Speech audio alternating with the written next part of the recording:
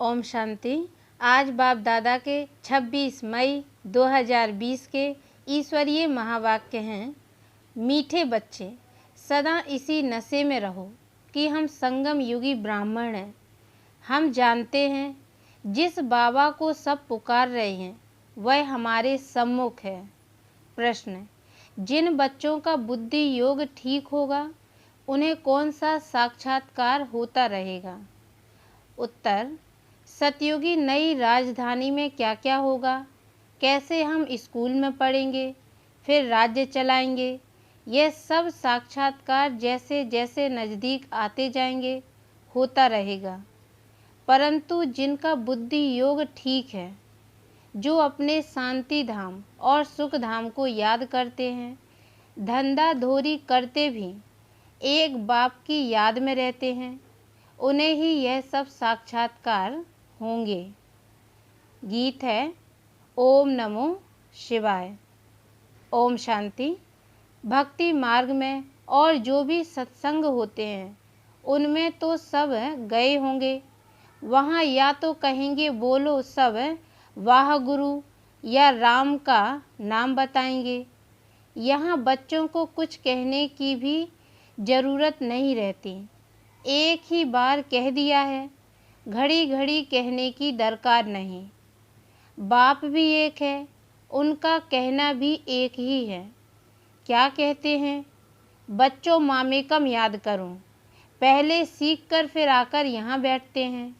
हम जिस बाप के बच्चे हैं उनको याद करना है। यह भी तुमने अभी ब्रह्मा द्वारा जाना है कि हम सभी आत्माओं का बाप वह एक है।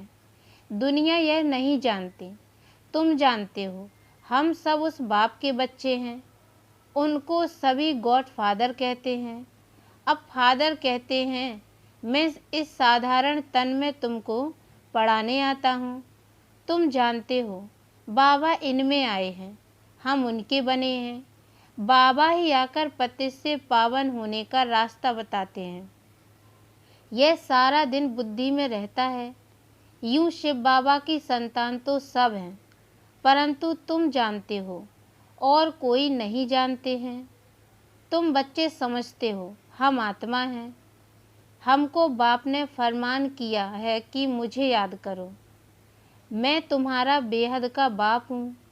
सब चिल्लाते रहते हैं कि पतित पावन आओ।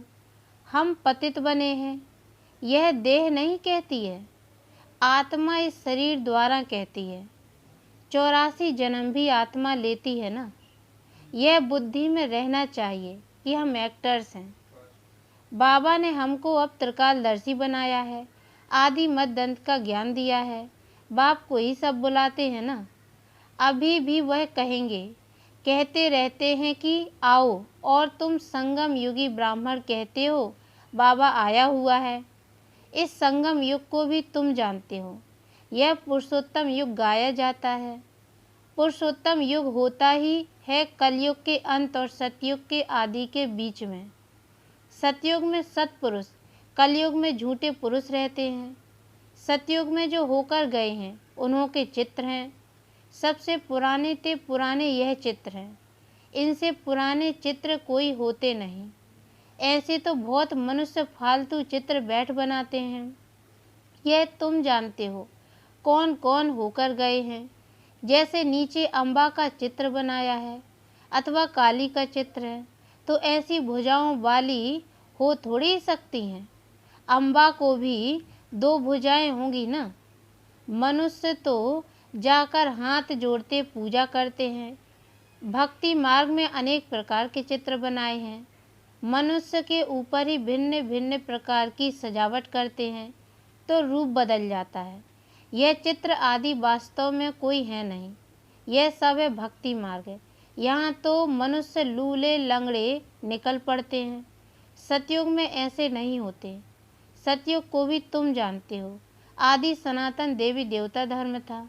यहाँ तो ड्रेस देखो, हर एक की अपनी अपनी कितनी वैरायटी है। वहाँ तो यथा राजा रानी तथा प्रजा होते हैं। जितना नज़दीक होते जाएंगे तो तुमको अपनी राजधानी की ड्रेस आदि का भी साक्षात्कार होता रहेगा। देखते रहेंगे हम ऐसे स्कूल में पढ़ते हैं, यह करते हैं। देखेंगे भी वह जिनका बुद्धि योग अच्छा है, अपने शांति धाम सुख धाम को याद करते हैं। धंधा धोरी तो करना ही है, भक्ति मार्ग में भी धंधा आदि तो करते हैं ना। ज्ञान कुछ भी नहीं था, यह सब है भक्ति, उसको कहेंगे भक्ति का ज्ञान। वह यह ज्ञान दे न सके कि तुम विश्व के मालिक कैसे बनेंगे। अभी तुम यहाँ पढ़कर भविष्य विश्व के मालिक बनते हो। तुम जानते हो यह पढ़ाई है ही नई दुनिया अमर लोक के लिए। बाकी कोई अमरनाथ पर शंकर ने पार्वती को अमर कथा नहीं सुनाई है, वह तो शिव और शंकर को मिला देते हैं। अभी बाप तुम बच्चों को समझा रहे हैं, यह भी सुनते हैं। बाप बिगड़ सृष्टि के आदि मध्य अंत का राज कौन समझा सकेंगे। यह कोई साधु संत आदि नहीं है। जैसे तुम गृहस्थ व्यवहार में रहते थे, वैसे यह भी ड्रेस आदि सब वही है। जैसे घर में माँ बाप बच्चे होते हैं, फर्क कुछ नहीं है। बाप इस रथ पर सवार हो आते हैं बच्चों के पास। यह भाग्यशाली रथ गाया जाता है। कभी बैल पर सवारी भी दिखाते हैं। मनुष्यों ने उल्टा समझ लिया है। मंदिर में कभी बैल हो सकता है क्या? कृष्ण तो है प्रिंस, वह थोड़ी बैल पर बैठेंगे। भक्ति मार्ग में मनुष्य बहुत मूझे हुए हैं। मनुष्यों को है भक्ति मार्ग का नशा, तुमको है ज्ञान मार्ग का नशा। तुम कहते हो इस संगम पर बाबा हमको पढ़ा रहे हैं। तुम हो इस दुनिया में, परंतु बुद्धि से जानते हो हम ब्राह्मण संगम युग पर हैं, बाकी सब मनुष्य कलयुग में हैं। यह अनुभव की बातें हैं। बुद्धि कहती है हम कलयुग से निकल अब आए हैं, बाबा आया हुआ है। यह पुरानी दुनिया ही बदलने वाली है। यह तुम्हारी बुद्धि में है और कोई नहीं जानते। भल एक ही घर में रहने वाले हैं, एक ही परिवार के हैं, उसमें भी बाप कहेगा हम संगम युगी है, बच्चा कहेगा नहीं हम कलयुग में हैं। बंडर है ना। बच्चे जानते हैं हमारी पढ़ाई पूरी होगी तो विनाश होगा, विनाश होना जरूरी है। तुम्हारे में भी कोई जानते हैं, अगर यह समझे दुनिया विनाश होनी है तो नई दुनिया के लिए तैयारी में लग जाएं। बैग बैगेज तैयार कर लें, बाकी थोड़ा समय है। बाबा के तो बन जाएं। भूख मरेंगे तो भी पहले बाबा फिर बच्चे। यह तो बाबा का भंडारा है, तुम शिव बाबा के भंडारे से खाते हो। ब्राह्मण भोजन बनाते हैं, इसलिए ब्रह्मा भोजन कहा जाता है। जो पवित्र ब्राह्मण हैं याद में रहकर बनाते हैं, सिवाय ब्राह्मणों के शिव बाबा की याद में कोई रह नहीं सकते। वह ब्राह्मण थोड़ी ही शिव बाबा की याद में रहते हैं। शिव बाबा का भंडारा यह है जहाँ ब्राह्मण भोजन बनाते हैं। ब्राह्मण योग में रहते हैं, पवित्र तो हैं ही, बाकी है योग की बात। इसमें ही मेहनत लगती है। गपोड़ा चल न सके, ऐसे कोई कह न सके कि मैं संपूर्ण योग में हूँ, वह 80% योग में हूँ, कोई भी कह न सके। ज्ञान भी चाहिए। तुम बच्चों में योगी वह है जो अपनी दृष्टि से ही किसी को शांत कर दे। यह भी ताकत है। एकदम सन्नाटा हो जाएगा। जब तुम शरीरी बन जाते हो तो फिर बाप की याद में रहते हो, तो यही सच्ची याद है। फिर से यह प्रैक्टिस करनी है। जैसे तुम यहाँ याद में बैठते हो, यह प्रैक्टिस कराई जाती है। फिर भी सब कोई याद में रहते नहीं हैं, कहाँ कहाँ बुद्धि भागती रहती है, तो वह फिर नुकसान कर लेते हैं।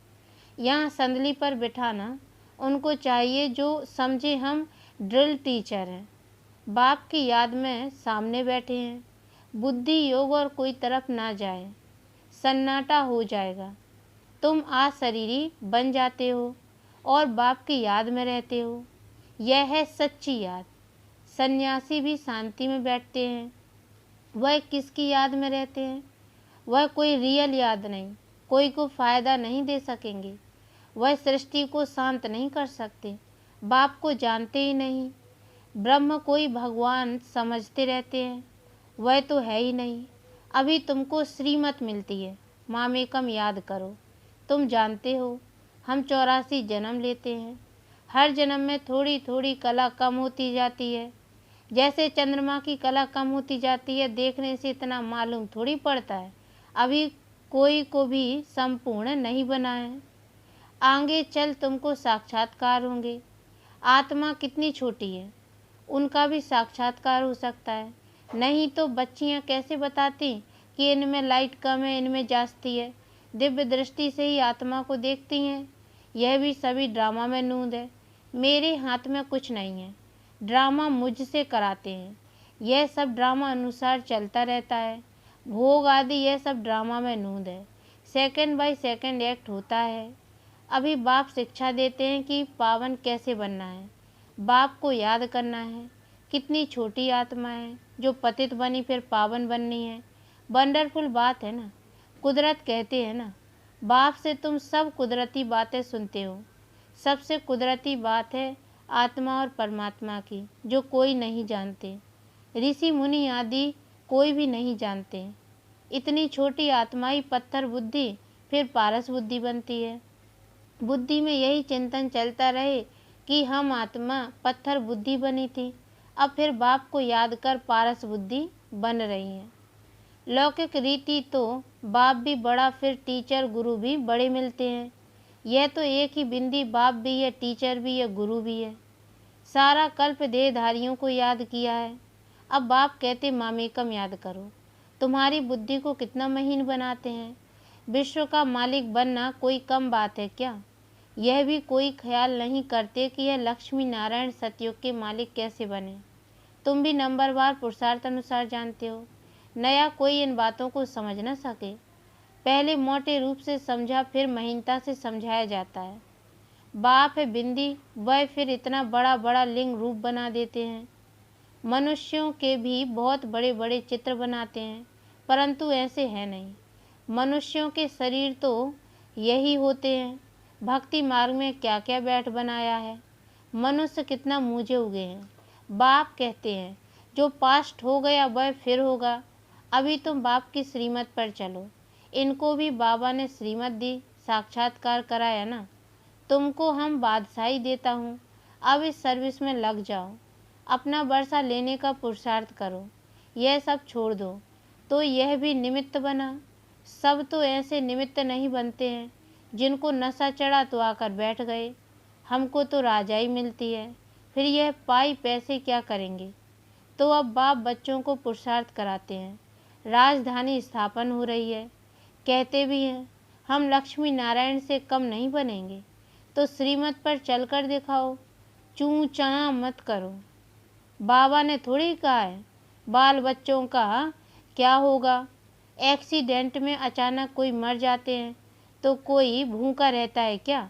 कोई न कोई मित्र संबंधी आदि देते हैं खाने के लिए। यहाँ तो देखो बाबा पुरानी झोपड़ी में रहते हैं, तुम बच्चे आकर महलों में रहते हो। बाप कहेंगे बच्चे अच्छी रीति रहें, खाएं पिएं। जो कुछ भी नहीं ले आए हैं उनको भी सब कुछ अच्छी रीति मिलता है। इस बाबा से भी अच्छी रीति रहते हैं। शिव बाबा कहते हैं हम तो है ही रमता जोगी, कोई का भी कल्याण करने जा सकता हूँ। जो ज्ञानी बच्चे हैं वह कभी साक्षात्कार आदि की बातों में खुश नहीं होंगे, सिवाय योग के और कुछ भी नहीं। इन साक्षात्कार की बातों में खुश नहीं होना है। अच्छा, मीठे मीठे सिकी लदे बच्चों प्रति माता पिता बाप दादा का याद प्यार और गुड मॉर्निंग। रूहानी बाप की रूहानी बच्चों को नमस्ते, और हम रूहानी बच्चों की ओर से भी रूहानी माता पिता बाप दादा को याद प्यार और गुड मॉर्निंग। बाबा नमस्ते नमस्ते नमस्ते। धारणा के लिए मुख्य सार है। पहली पॉइंट है योग की ऐसी स्थिति बनानी है जो दृष्टि से ही किसी को शांत कर दे, एकदम सन्नाटा हो जाए। इसके लिए अशरीरी बनने का अभ्यास करना है। दूसरी पॉइंट है ज्ञान के सच्चे नशे में रहने के लिए याद रहे कि हम संगम युगी हैं। अब यह पुरानी दुनिया बदलने वाली है। हम अपने घर जा रहे हैं। श्रीमत पर सदा चलते रहना है, चूं चां नहीं करनी है।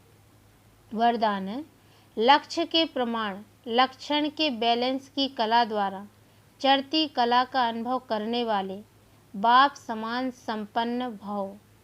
डिटेल है बच्चों में विश्व कल्याण की कामना भी है तो बाप समान बनने की श्रेष्ठ इच्छा भी है, लेकिन लक्ष्य के प्रमाण जो लक्षण स्वयं को व सर्व को दिखाई दे उसमें अंतर है। इसलिए बैलेंस करने की कला अब चढ़ती कला में लाकर इस अंतर को मिटाओ। संकल्प है, लेकिन दृढ़ता संपन्न संकल्प हो तो बाप समान संपन्न बनने का वरदान प्राप्त हो जाएगा। अभी जो स्वदर्शन और परदर्शन दोनों चक्र घूमते हैं, व्यर्थ बातों के जो त्रिकालदर्शी बन जाते हो, इसका परिवर्तन कर स्वचिंतक स्वदर्शन चक्रधारी बनो। स्लोगन है, सेवा का भाग्य प्राप्त होना ही सबसे बड़ा भाग्य है। अच्छा, ओम शांति।